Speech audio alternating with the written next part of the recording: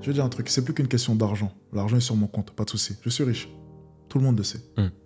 Je peux m'acheter ce que je veux. Demain, je peux aller en concession et acheter une McLaren ou une Ferrari, peu importe. Cool, super. C'est plus qu'une question d'argent. Tu sais, je vois tous ces mecs sur Internet. Ils ont de l'argent, mais ils ne m'inspirent pas. Leur personne ne m'inspire pas. Ils n'ont pas un bon physique. Ils n'ont pas un bon talk. Des compétences sociales nulles à chier. Dans la rue, on ne les regarde pas. T'as de l'argent, mais ça sert à rien. Parce qu'on ne fait pas la différence entre toi et les autres.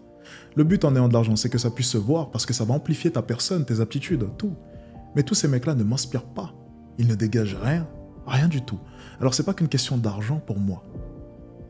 C'est chercher sincèrement à être chaque jour la meilleure version de moi. Et ça passe par me prouver des choses. Parce que je peux être la meilleure version de moi à tes yeux, mais ce qui compte, c'est à mes yeux. Donc là, tu parlais de faire la différence. Il y a des gens qui ont un SMIC, qui s'achètent des Apple Watch. T'en penses quoi? Ils essaient de faire la différence à leur manière. Je pense qu'il faut de tout dans ce monde. Il faut des gens pour nous C'est vrai, il faut des gens pour nous rapporter le café. C'est clair. Il faut des gens pour nous arranger le setup. Il faut des gens pour nous servir, n'est-ce pas? Heureusement. Heureusement. Donc j'en pense rien en fait. Si tu veux être un loser jusqu'à la fin de ta vie, sois un loser. Pas de souci. Si tu veux être un gagnant, sois un gagnant. Fais ce que tu veux. Il faut des gens pour me servir. Il faut des gens pour bosser avec moi. Il faut des gens avec la même ambition que moi aussi. Des associés comme toi. Il faut de tout dans ce monde. Et le monde est bien comme cela. Il faut des noirs, des blancs. Des grosses fesses, des petites fesses. Des gros sacs, j'imagine. Des grosses aussi. Attention, grossophobe, c'est pas bien. Attention. Les grosses, on dit ronde. On dit ronde. On dit enrobé. Il faut de tout dans ce monde. Très bien. Très bien. Et heureusement. J'imagine. Surtout, évidemment, il faut tout dans ce monde. Mais tu vois, par exemple, une Apple Watch, c'est 500 €. Imaginons que là, tu as un étudiant qui est fauché, qui n'arrive pas à finir ses fins de mois, qui a 500 €. Donc, il a 500 € à investir. Il prend 49 €, Schoologic. 49 €. Et rejoint notre école. Ok. Tu peux m'en dire plus un peu? Des fois, j'hallucine parce que je vois certaines personnes venir et me dire c'est du scam. Scammer 49 €? On fait quoi avec 49 €? Pourquoi est-ce que je viendrais là devant toi et je me mettrais à te voler 49 €? Pourquoi ça? À quoi bon? C'est censé acheter quoi? 49 €. Rien. Pour 49 €, on a créé une des écoles les plus incroyables en France. Je suis d'accord. Ça renverse tous les codes. Une université en ligne où tu peux te former, profiter d'un programme d'affiliation exceptionnel où tu peux faire de l'argent. Quoi qu'il arrive, tes 49 € sont remboursés au bout de 2 ventes. Je dirais simplement rejoins School Addict. Rejoins-nous. Sincèrement. Rejoignez School Addict. Rejoignez School Addict, bien sûr. Quelle caméra? Laquelle? Celle-ci. Rejoignez School Addict. Tout simplement. On pourra investir dans quoi d'autre? Alors pour moi, il faut fonctionner par palier. Il faut fonctionner par palier. Il faut être très malin lorsque tu fais du business, surtout dans le monde du business en ligne. Il faut comprendre une chose, garder la plus-value que ça t'offre. C'est-à-dire que la plus-value lorsque tu fais du business en ligne, c'est quoi? C'est avoir des coûts qui sont bas, généralement. Un business physique demande un peu plus d'investissement. Si tu veux ouvrir un studio de podcast comme ici, ça coûte cher. Beaucoup de moyens. Faire des travaux, installer, le matos, ça c'est 400 €. Tout coûte cher. C'est pas 49 €. C'est pas 49 €. Donc bien entendu, il faut profiter de tous les avantages du business en ligne. Donc investir avec peu. Donc déjà, regarde, tous les business, tous ceux qui demandent peu d'investissement. Et en fait, il faut fonctionner par palier. L'erreur que font la plupart des débutants dans le monde du business, c'est ne pas fonctionner par palier. C'est tout de suite viser trop, des business à haut potentiel. Non, tu peux très bien viser un business avec peu de potentiel, mais beaucoup plus d'opportunités. Commencer à gagner tes premiers 10 000 € en sachant éperdument que tu vas faire difficilement plus. C'est pas grave. Tu commences avec 10 000, tu lances un deuxième business qui va te permettre de pouvoir générer 40, 50 000 et ainsi de suite. Tu montes les échelons. Trop de personnes veulent viser haut tout de suite. Commence à me parler d'immobilier ou de trading. Merde, quoi. Il y a 10 000 business à lancer avant et encore, c'est des investissements. C'est même encore plus différent, tu vois. Donc, ce qu'il faut comprendre, c'est que tu peux commencer avec peu. Par exemple, School Addict, on en parlait juste avant. Très belle opportunité. Tu payes 49 €. Tu profites d'un programme d'affiliation exceptionnel avec des coachs pour te former à promouvoir mes vidéos. Tu fais le premier mois, le programme d'affiliation, tu peux déjà dégager 600, 700 €. Certains dégagent plus, bien entendu. 2000, 3000, 4000, 5000, 6000. Il n'y a pas de limite. On a vu ça avec des élèves récemment qui ont pu... Il n'y a pas de limite. Qui ont pu exploser les compteurs. Ouais, c'est un truc de ouf. Des jeunes de 17 ans qui génèrent 4000 € par mois. Mais c'est lunaire, c'est incroyable. On a investi 40 €. C'est 30 ans de carrière d'un professeur. Non, mais il faut comprendre... Non, mais... Et c'est ça que j'adore avec School Addict, c'est que ça renverse tous les codes de l'université. Des jeunes qui viennent, qui m'envoient des screens, mais je dis waouh, C'est énorme. Et c'est ça qui est beau. Donc tu vas commencer en lançant des business cheap, super important. Vise pas trop tout de suite. Commence avec des choses cheap, super simples. En plus, on leur donne l'opportunité de pouvoir apprendre Cheap. réellement. Lance des business cheap au début. Investis dans School Addict. Fais de l'argent avec l'affiliation et commence avec des business cheap qui demandent peu de moyens. Ok, comme Tout quoi, simplement. par exemple? Création de contenu. Ok. Non, création de contenu. Ils vont être formés à ça. Souvent, on me pose la question, mais comment faire, Alex? J'ai pas une bonne caméra. Et j'ai que 1000 euros. Connard, va. Payons plusieurs fois. Tu sais, j'ai mis combien de temps avant de rembourser les caméras, les micros et ordinateurs que j'ai payé en plusieurs fois? C'est une bonne question. J'ai mis 2 ans. J'avais carrément oublié de rembourser. En fait, ce que les gens ne comprennent pas, c'est que les gens qui réussissent, c'est ceux qui trichent. C'est ceux qui flirtent avec les limites. Toutes les grandes fortunes de ce monde ont triché et ont menti. L'État ment et triche. La plupart des personnes pensent que l'État est honnête. Non. Même pour de petites choses, on trichait constamment. On jouait aux cartes la dernière fois. J'ai triché. J'ai triché pourquoi? Parce qu'on triche tout le temps. C'est en nous. Parce qu'on veut gagner. Et tu penses qu'à l'échelle mondiale ou nationale, l'État ne triche pas? On triche constamment. Constamment, on triche. Ils le Et comprennent lorsque pas. tu fais du business, tu triches. Il n'y a pas le choix. Tu dois tricher. Donc au début, ce que tu fais, c'est déconseillé, ne le faites pas, mais je vais quand même le dire. Au début, ce que tu fais, c'est très simple. Tu payes en plusieurs fois. Tu prends un ordinateur, un micro, des lights, peu importe. Tu payes tout en plusieurs fois. Ça va te coûter 500, 600, 700 euros. Sur 3, 4 mois. Peu importe. Très simple d'avoir des paiements plusieurs fois.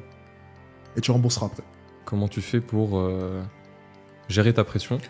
Selon toi, est-ce que c'est un moteur? Est-ce que c'est Alors, quelque chose de intéressant. difficile? Ce qui va faire la différence entre moi et les gens normaux, c'est ma capacité à comprendre mon corps, comprendre mon cerveau, comprendre mon esprit et convertir cette énergie qui est censée être négative en énergie positive. C'est-à-dire que tout ce qui est pression, peur, c'est un moteur pour moi parce que je comprends le fonctionnement de tout ça. Je maîtrise mon mindset. Ce que les gens doivent comprendre, c'est que si tu ne maîtrises pas ce qu'il y a ici, tu ne maîtrises rien. Tu ne peux pas contrôler le climat. Tu ne peux pas contrôler le comportement des gens. Tu ne peux rien contrôler autour de toi. Par contre, ton esprit, c'est la seule chose que tu peux contrôler. Si tu ne contrôles pas ça, tu n'as aucun contrôle sur le monde qui t'entoure. Et ça me rappelle une phrase d'un de mes coachs. Une belle phrase qu'il m'avait sortie lorsque j'avais 16 ans. Mehdi Mari au passage, lorsque j'étais à Limoges. Ouais. Concentre-toi sur tout ce que tu peux contrôler et mets de côté tout ce que tu ne peux pas contrôler. Très important. Le facteur de la pression, tu dois apprendre à le gérer. Ne cherche pas à faire de la méditation ou tu sais, essayer d'enlever toutes ces pulsations, tu sais, lorsque tu ressens une énorme pression, tu sais, ce cœur qui bat comme ça, comme si tu avais une T'arrives boule pas à ici. dormir et tout. Essaye de l'assimiler. Dis-toi que c'est une bonne énergie. C'était ma stratégie. Ça, c'est bien. Si ça n'est pas là, Même dangereux. c'est que je suis peut-être un psychopathe même. Ne pas avoir d'émotion, n'est-ce pas? C'est un des premiers indices pour opérer un psychopathe. Ah oui, Heureusement, très stoïque. je ne suis pas fou. Ouais. C'est une bonne chose. Je ressens de la pression. Cool, je suis humain, pas psychopathe. Je ne compte tuer personne. Nickel. Ensuite, essaye de gérer cela. Ok, cool. Je ressens de la pression. Je vais me battre encore. Et je vais en ressortir plus. Parce que c'est exactement ça qui te fait te sentir vivre au final. Sans émotion, tu n'es rien. Tu es simplement une coquille vide. Tu as besoin d'émotions.